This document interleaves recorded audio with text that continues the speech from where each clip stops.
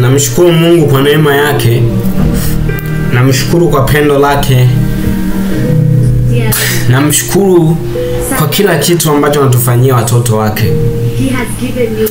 We are not much perfect. Paka kwa hii zawadi ya uhai anayotupa. Paka kwa hii zawadi ya pumzi ambayo anatuachia. Ni kweli tunapitia changamoto, tunapitia magumu, but still mkono wa Bwana hujaenda kutupungukia. Sikio la Bwana lijawa zito, tunapomuomba anasikia. Kuna wakati tunaona kama vile anachelewa kujibu, kuna wakati tunaona kama vile ametusahau, lakini bado neema yake, bado uso wake unatutazama. Tuzidi kusubiri na kumwamini yeye. Tuzidi kusubiri na kuona ya kwamba Mungu yupo kando ya sisi. Mungu yupo karibu na sisi kuliko hata mavazi yetu. Mungu yupo karibu na sisi kuliko hata moyo wetu uliomo ndani. Anatujua hadi chembe ndogo ya seli katika mwili wetu. Let us keep waiting for his blessings. Tusubiri ahadi zake juu yetu, tusichoke. Namshukuru Mungu kwa sehemu ya kwanza ya somo hili ambayo imekwisha kupita. Wahitaji wawili, tukamtazama mhitaji wa kwanza ambaye anatamani kuurithi uzima wa milele, anatamani kuishi maisha ya utakatifu, lakini akapewa mwongozo akashindwa juu ya yale ambayo alikuwa amejijengea, juu ya vile vitu ambavyo aliona ni sahihi. Na kama vile ambavyo mimi na wewe leo tunatamani kumuona Mungu kwenye maisha yetu, lakini kuna vitu tayari tumeviona ya kwamba we can't leave them, hatuwezi tukaviacha, we can't leave them back. Tunatamani tutembee navyo huku tukitamani pia kumuona Mungu. Mungu anataka tukaviuze vyote tuwape maskini. Mungu anataka tukubali tukakiri makosa yetu, tukajishikamanishe na msalaba wake, tukajitwike mizigo yetu, tumfuate yeye. Leo natamani tukamuone mhitaji mwingine. Sijui mimi na wewe tupo katika mhitaji gani, mioyo yetu inazungumza, inajua. Sijui nafsi yangu inahitaji nini, lakini mimi naelewa ndani yangu ya kwamba ninahitaji hiki na hiki nikiache ili nisogee katika neema ya Mungu. Tulikuwa katika Mathayo 19. Leo nataka tukaluke tufike katika Luka 19. Neema ya Mungu inatutosha. Neema ya Mungu itatufundisha yote. Luka 19. Naye alipoingia Yeriko, alipita katikati yake. Na tazama, palikuwa na mtu jina lake Zakayo, mkubwa mmoja katika watoza ushuru, naye ni tajiri. Oh my God, asante sana Baba. Tulimwangalia tajiri kule. It means hao watu ni watu ambao they have everything they want. Wana kila kitu katika dunia ambacho kuna mtu anavihitaji. Kama vile ambavyo leo tunapambana kutafuta mali, tunapambana kutafuta pesa, these guys walikuwa navyo vyote. Hao watu walikuwa na hizo pesa. Hao watu walikuwa na kila kitu. Lakini they feel deficit ya presence of God kwenye maisha yao. Wanahisi uhaba wa uwepo wa Mungu kwenye maisha yao. Wanahisi uhaba wa kurithi uzima wa milele katika kesho yao. Mtoza ushuru naye ni tajiri. Huyu alikuwa akitafuta kumuona Yesu ni mtu wa namna gani. We want to see kwamba Mungu huyu tunayemwabudu ni Mungu wa namna gani. Tunakuwa watu wa kuchunguza tupate kujua huyu ni Mungu wa namna gani.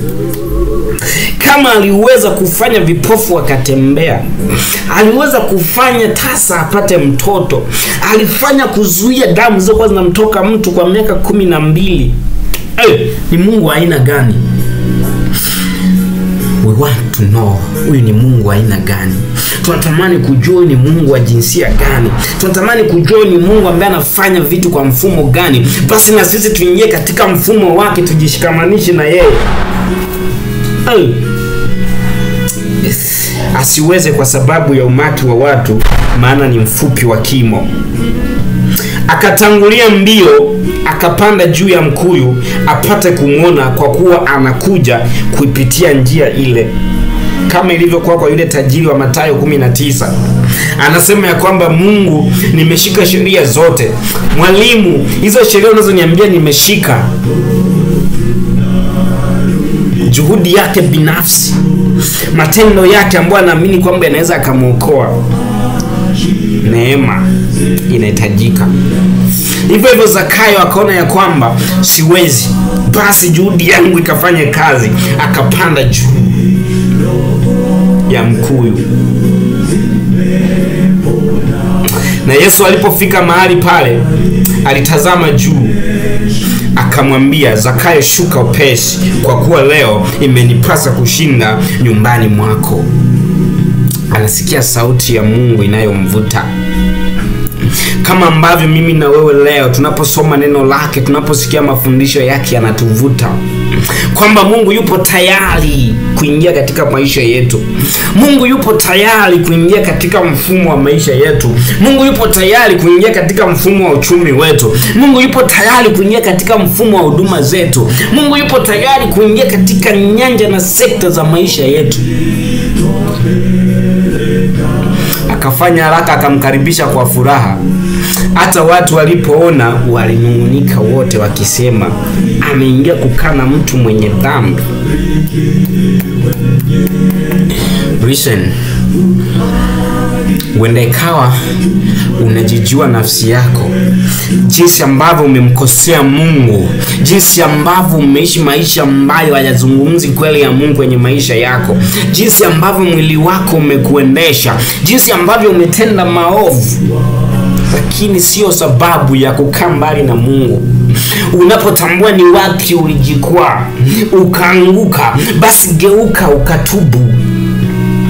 Unapotambua ni wapi ambapo uliteleza, unapotambua ni wapi ambapo umeanguka, sio muda wa kung'ang'ania dhambi, sio muda wa kuishikilia dhambi, ila ni muda wa kutafuta kupanda juu ya mkuyu ili Mungu akutazame, akuweke katika pendo lake.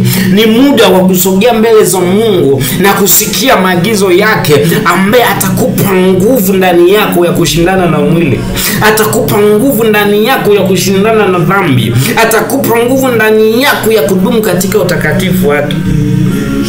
Matendo yako, juhudi zako binafsi haziwezi kukuweka katika utakatifu wa Mungu, ila tunahitaji nguvu itokayo katika neema ya Mungu, itokayo katika Roho Mtakatifu, ikae ndani yetu, ituwezeshe kusimama katika kweli.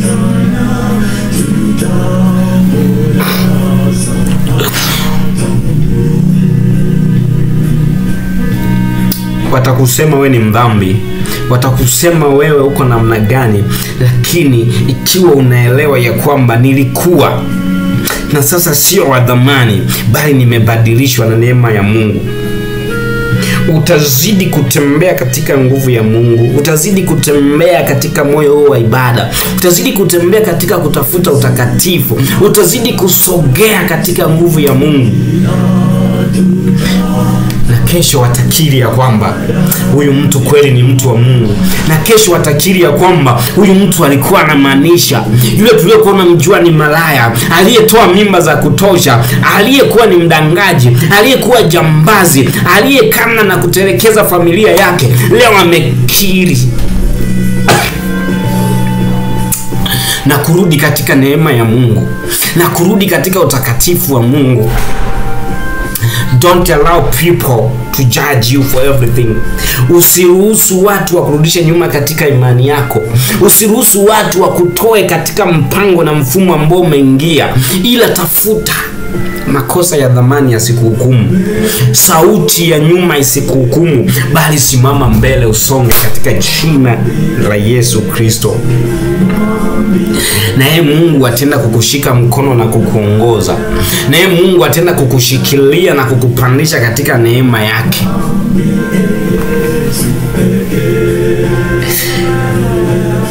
Zakayo akasimama akamwambia Bwana, tazama Bwana, nusu ya mali yangu nawapa maskini, na ikiwa nimenyang'anya mtu kitu kwa ila, namrudishia mara. mali alizokuwa nazo hazikumfanya ashindwe kuelewa ya kwamba upendo wa Mungu unahitajika.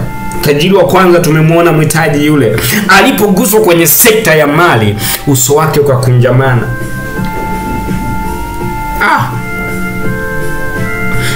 Zakayo anasema, baba, mimi ni mdhambi ndio.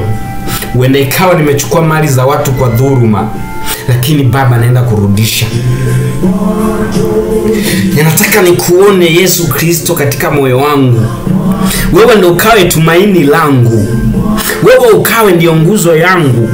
Ikiwa nimetafuta mali kwa njia ya kafara, ikiwa nimetafuta mali kwa njia ya wizi, ikiwa nimetafuta mali kwa kunyang'anya, ikiwa nimetafuta mali kwa hila, baba, narudisha. Ikiwa kicheo nilichokipata baba nilifanya ulaghai, nilienda kutoa kafara mahali fulani, nilitegemea nguvu mahali fulani ili nisimame katika umaarufu nilionao, ili nisimame katika nyadhifa nilionayo, baba, si kitu nikikosa ufalme wako alafu nikapata hivi, kwangu itakuwa ni hasara. Kwangu itakuwa ni hasara ya kwamba ninakula vizuri hapa duniani, ya kwamba ninakula vilivyonona, alafu kesho nikapate kutembea katika adhabu yako na ghadhabu yako. Ninavitoa vyote. Nimefika hapa nilipo kwa kutegemea mwanadamu. Nimefika hapa nilipo kwa kufanya yaliyo mabaya. Baba, ninaacha vyote ili nikupendeze wewe, ili nikufurahishe wewe.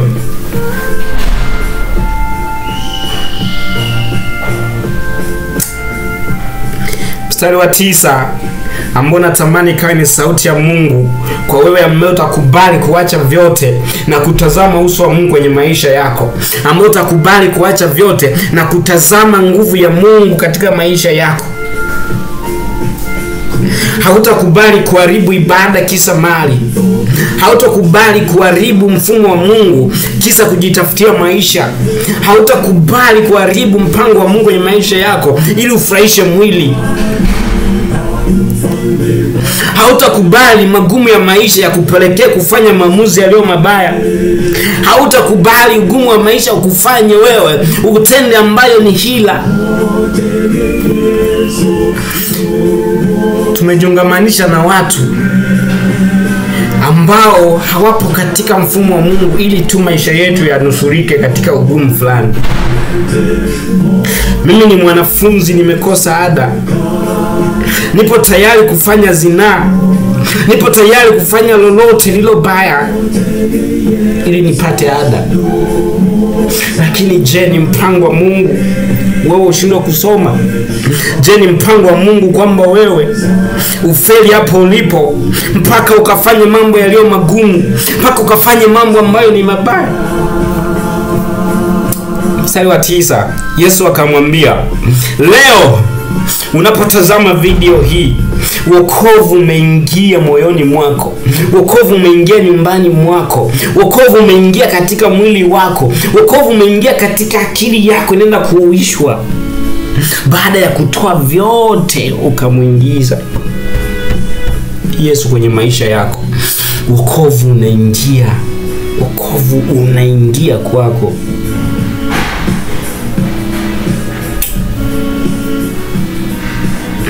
Mstari wa 10, kwa kuwa mwana wa Adamu alikuja kutafuta na kuokoa kile kilichopotea. Wende ikawa unajiona ya kwamba wewe si mdhambi, unajiona ya kwamba wewe hujapotea. Neema ya Mungu iseme na wewe. Kampokee Kristo awe Bwana Mwokozi wa maisha yako. Kapokee neema iliyofunuliwa ipinye katika neema na katika maisha yako. Mungu akatende kazi ndani yako. Yohana 9, Yohana 7:37. Bible says, katika siku ya mwisho, siku ile kubwa ya sikukuu, Yesu akasimama akapaza sauti akisema, mtu akiona kiu na aje kwangu anywe. Aniaminie mimi, kama vile maandiko yalivyonena, mito ya maji yaliyo hai itatoka ndani yake. Kuna wakati ni ujangwa ambao unatutesa, lakini maji yatokayo katika Kristo yakikaa ndani yetu, neema yake iliyofunuliwa ikakaa pamoja nasi, mito ya maji ya uzima wa milele itabubujika na kuchuruzika katika mioyo yetu. Hatutajihisi ukiwa hata tukipita katika ugumu. Hatutajihisi kutenda dhambi. Hatutashawishika kufanya yaliyo maovu hata kama tukiona ya kwamba mbona kama mazingira yanaonyesha kwamba tumefika mwisho. Mbona kama mazingira yanaonyesha ya kwamba hatuna tena sehemu ya kusogea.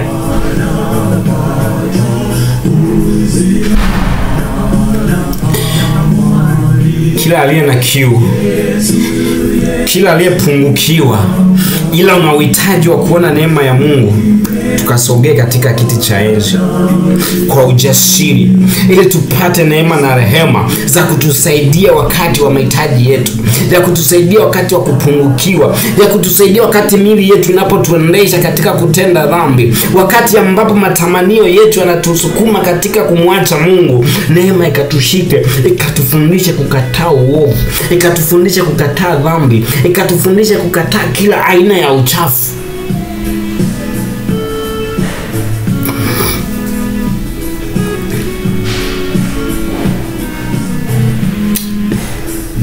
Natamani Roho wa Mungu akakae pamoja nasi, akatusaidie.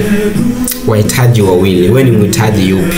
Ni yule ambaye aliondoka baada ya kupewa maagizo na Mungu, au ni huyu ambaye alikubali aache vyote, akakubali zile zote dhulma alizozifanya anaziacha, amfuate Yesu?